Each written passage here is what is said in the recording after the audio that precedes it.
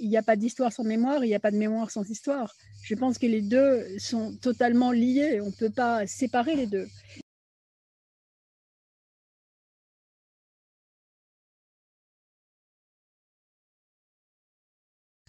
Celui qui a vécu une histoire, et son histoire, elle est terminée. Comme le moment où je vous parle, dans 5 minutes et même dans 1 minute, ça sera terminé. Ça fait désormais partie de l'histoire.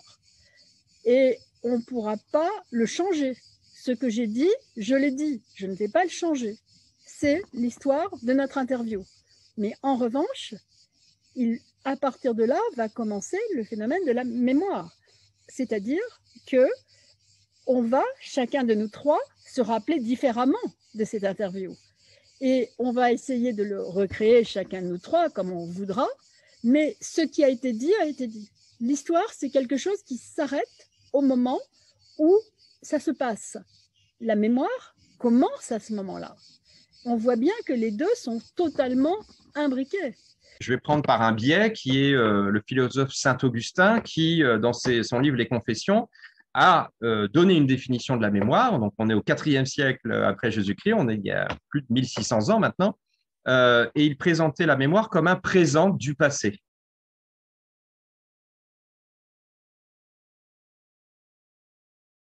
Et je trouve que c'est une définition qui est intéressante, la mémoire comme un présent du passé. Pourquoi ?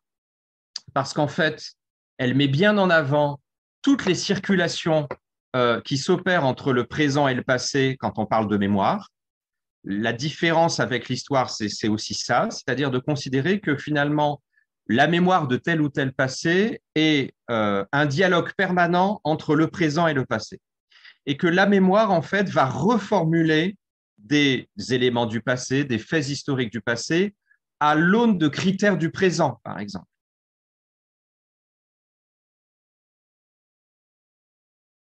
Il y a des moments très importants de l'histoire qui sont si importants que tout le monde s'en souvient. Par exemple, je pense à l'attentat contre le World Trade Center. Vous étiez un peu jeune, mais quand même. C'est quelque chose, tout le monde se souvient où il était au moment où il l'a appris. Et donc, c'est un fait historique, mais qui est devenu un fait de mémoire universelle.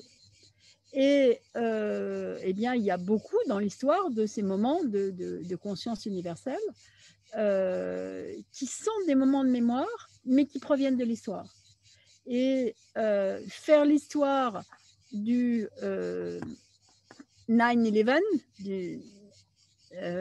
c'est pas la même chose que de réfléchir à la mémoire du 9/11. Vous voyez, en faire l'histoire, c'est organiser une pensée sur les tours, qui étaient dans ces tours, les avions terroristes, les terroristes, etc., etc.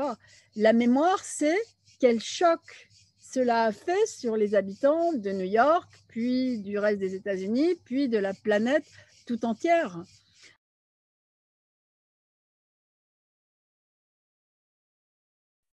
Ce qui s'est passé comme dérive, c'est le côté normatif, c'est la dimension normative en fait de l'injonction. Puisque moi puisque je me suis penché sur le devoir de mémoire, c'est une injonction morale. C'est une injonction morale éducative. Et en fait, ce qu'on a constaté dans les pratiques des enseignants, c'est une sorte de routine normative, et là qui rate un petit peu son but. Alors, je ne dis pas que c'est systématique, attention, hein. Je dis que la transmission de la mémoire, par exemple, sur certains faits historiques, peut être extrêmement pertinente, à condition de le travailler pour les enseignants d'une manière innovante, d'une manière évidemment en prenant en compte les élèves. Donc, de faire de la pédagogie de projet, ce qu'on appelle les pédagogies de projet, hein, et de les faire réfléchir à tout un tas de choses. C'est-à-dire que si vous avez des élèves, puisque ça a été l'un des objets justement de débat depuis quelques années, hein, dans plusieurs pays, pas qu'en France, dans plusieurs pays, les contestations, le fait que certains ne voyaient pas pourquoi on faisait ça, eh bien, il faut laisser parler ça. Je veux dire, il faut entendre ces prises de parole d'élèves.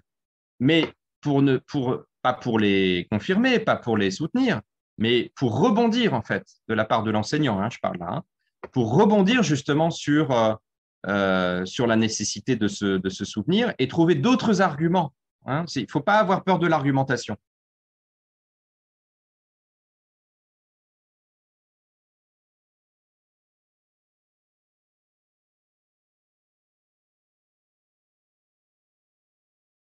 Je pense qu'il y a une sorte d'obligation de l'artiste ou de l'artiste de connaître l'histoire.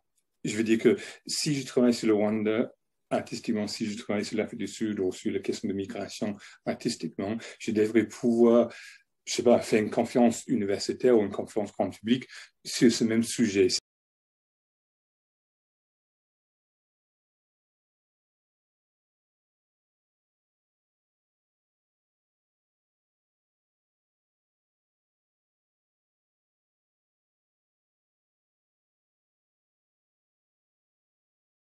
Bien sûr, on peut faire tout ce qu'on veut dans l'œuvre artistique, d'une manière expressionniste ou tout ce qu'on veut, mais il faut aussi utiliser le cerveau parce que le travail de mémoire, c'est exactement ce que les mots disent. C'est un travail et c'est de la mémoire. Et donc, derrière ce travail de mémoire, il y a des victimes ou des gens qui ont subi ces événements dont on parle dans l'œuvre artistique. Et donc, on ne peut pas les trahir.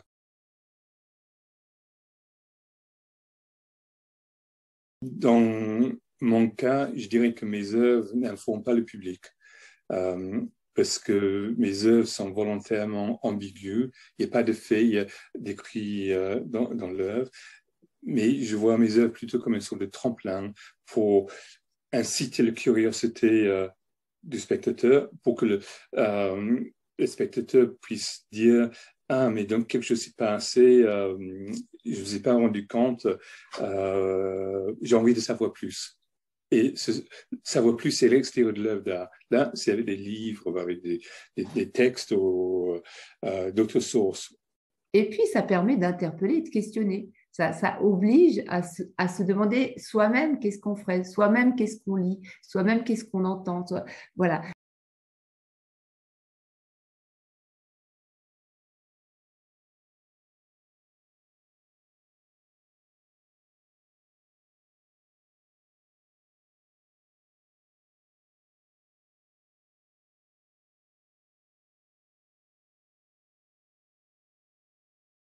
Moi, il ne s'agit pas de transmettre des victimes, il s'agit de transmettre des questions. Et c'est ça, contrairement à l'histoire, transmet peut-être des explications, des rationalisations, fait comprendre un scénario de quelque chose. Moi, j'essaye plutôt de toucher l'individu et de le questionner, de l'interpeller sur lui-même.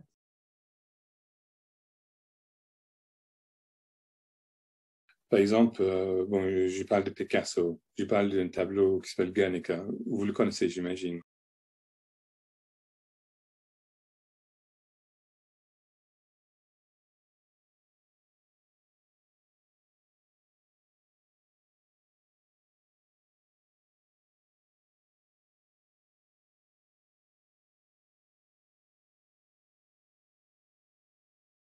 On sait que des atrocités ont été commises, on sait que l'aviation allemande, ou plus ou moins on sait qu'il y a des atrocités, que l'aviation allemande a bombardé la ville de Guernica. Mais ce qu'on ne sait pas, c'est que c'est une semaine avant ou 10 jours avant, on a fait la même chose à une ville qui s'appelle Durango, en Espagne, en Pays Basque. Et ce que je veux dire, c'est que donc le mot Guernica est resté dans l'histoire grâce au tableau de Picasso. La ville de Durango a disparu de l'histoire, puisqu'elle ne figure pas dans un tableau comme Guernica. L'art permet d'ancrer des événements dans l'histoire. Donc, bien sûr, le tableau de Guernica n'explique pas exactement ce qui se passe. Il faut chercher des sources historiques pour ça. Mais nous, on a tous conscience, bon, presque 100 ans, 90 ans plus tard, 85 ans plus tard, d'une atrocité qui était commise à Guernica grâce au tableau. Et donc, comme je disais au début, donc, là, c'est une autre manière de placer des choses dans l'histoire. non pas de raconter les histoires, mais de placer des choses, que ce soit des lieux, les noms, des dates dans l'histoire. Et bien sûr, c'est une manière de toucher un autre type de public, parce que là, bon, on expose là dans les galeries, dans les musées, ou enfin, peut-être dans l'espace public, mais c'est pas forcément public universitaire. C'est une manière de populariser, de vulgariser les événements historiques.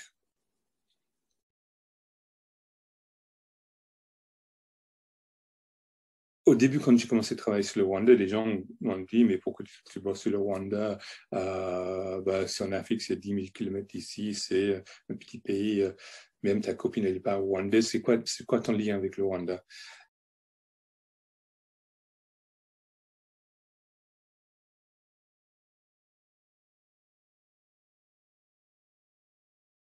Moi, j'ai répondu à ça, mais mon lien avec le Rwanda, c'est que c'est une situation très importante, un événement très important dans l'histoire contemporaine. C'était un génocide, donc c'est un crime contre l'humanité. Et quand on dit crime contre l'humanité, donc il faut définir, en crime, on sait ce que c'est que crime, mais après, qu'est-ce que c'est que l'humanité? Et l'humanité, c'est pas que les Rwandais qui ont subi les génocides, c'est nous autres aussi. C'est tout le monde. Parce que si on relègue, par exemple, le génocide des Tutsis au Rwanda au domaine, si on le laisse au Rwandais, ça veut dire qu'on s'exclut de cette même humanité.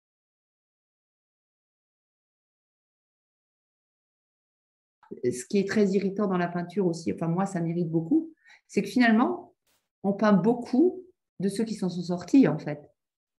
Alors que combien s'en sont sortis? Très, très, très, très, très peu. La masse, elle est rien. Elle n'existe plus. Il ne reste aucune trace. Il ne reste rien. Ils ont disparu pour tout. Ils n'ont pas de tombe, ils n'ont pas d'histoire, ils n'ont rien transmis, rien du tout. Et ça m'est insupportable, ça. Ce fait de rien laisser, quoi. Ou de laisser que leur mort. C'est-à-dire qu'on a sur le mur des noms, au mémorial de la Shoah ou ailleurs, hein, le nom quoi, de leur date, du convoi. La naissance et la mort, voilà, point. Mais la vie, c'est juste pas ça. La vie, c'est ce qu'il y a eu entre, quoi. Et ça m'a toujours posé problème qu'on n'ait pas le entre, quoi. Et on l'a pas, le entre. Et pour tous les rescapés, ils n'ont pas le entre de ce qu'ils ont perdu. Hein. Il ne reste rien de ça.